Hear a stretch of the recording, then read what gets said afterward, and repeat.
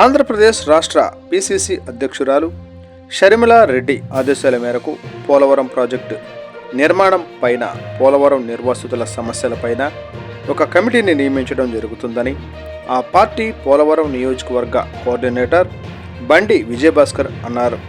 ఈ సందర్భంగా ఆయన మాట్లాడుతూ, పోలవరం నిర్వాసితులు ఎవరైతే ఉన్నారో వారు పడే ఇబ్బందులను క్షేత్రస్థాయిలో పరిశీలించి వారి సమస్యలను ప్రభుత్వం దృష్టికి తీసుకువెళ్ళి వారికి న్యాయం జరిగే వరకు పోరాటం చేయడమే ఈ కమిటీ యొక్క ముఖ్య ఉద్దేశం అని అన్నారు.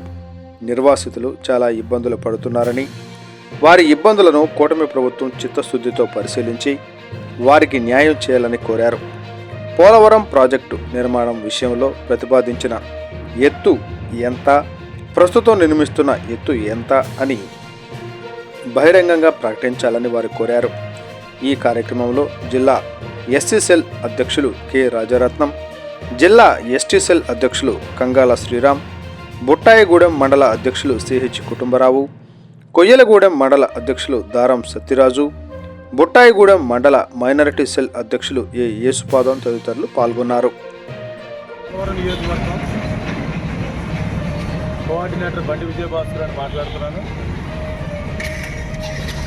మా రాష్ట్ర పిసిసి అధ్యక్షురాలైనటువంటి షర్మిలా రెడ్డి గారి యొక్క ఆదేశాల మేరకు పోలవరం ప్రాజెక్టు మీద ఒక కమిటీ వేయటం జరిగింది.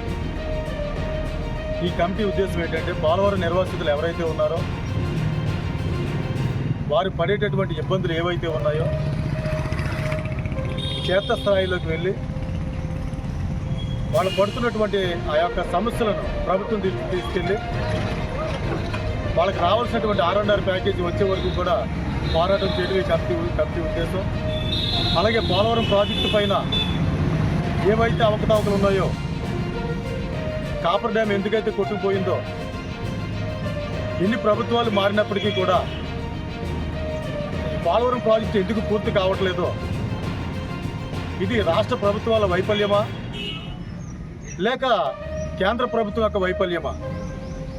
పేరుకు పోలవరం, నిధులు పోలవరం యొక్క ప్రజల పరిస్థితి మాత్రం చాలా దయనీయం. ఇది ఎక్కడ సోద్యం?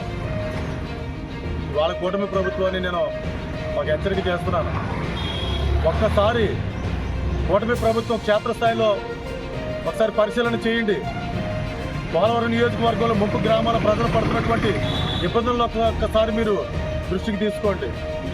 చాలా దయనీయమైనటువంటి పరిస్థితి. కుకునూరు మండలంలో ఎర్రబోరు గ్రామంలో ఒక మెయిన్ రోడ్డుకి అవతల 41 రోడ్డుకి యువతల 45 అనేది సర్వేలు, ఇవేమి సర్వేలు అని నేను అడుగుతున్నాను. ఇది అధికారుల లోపమా? ఇది దొంగల సర్వే అంటున్నాను నేను. అయితే ఒక రోడ్డుకి అవతల 45, 41, రోడ్డుకి అవతల 41 అనేది సర్వే ఏ రకమైనటువంటి సర్వేలు చేస్తే అటువంటి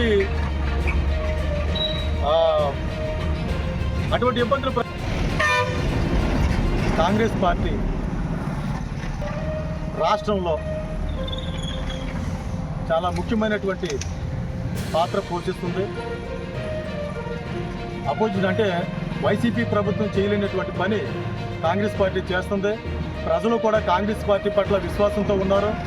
మా షర్మిలా రెడ్డి గారు కూడా క్షేత్రస్థాయిలో ఆమె ప్రతి ఒక్క విషయాన్ని తెలుసుకుని ఎక్కడైతే సమస్య ఉందో అక్కడ మా కాంగ్రెస్ పార్టీ శ్రేణులను పంపించడం జరుగుతుంది. ఆ సమస్య పట్ల పోరాటం జరుగుతుంది. భవిష్యత్తులో ప్రభుత్వం చేసేటటువంటి దుర్మార్గపు చర్యలను అడ్డుకునే పార్టీ ఏదన్నా ఉందంటే అది మా కాంగ్రెస్ పార్టీ. అలానే ప్రజలు కాంగ్రెస్ పార్టీ పట్ల విశ్వాసం ఉన్నారు. అలాగే వలస వచ్చే ప్రతి పార్టీ నుంచి కూడా కాంగ్రెస్ పార్టీకి అధికంగా వలస రావడానికి నాయకులు కూడా సిద్ధంగా ఉన్నారు.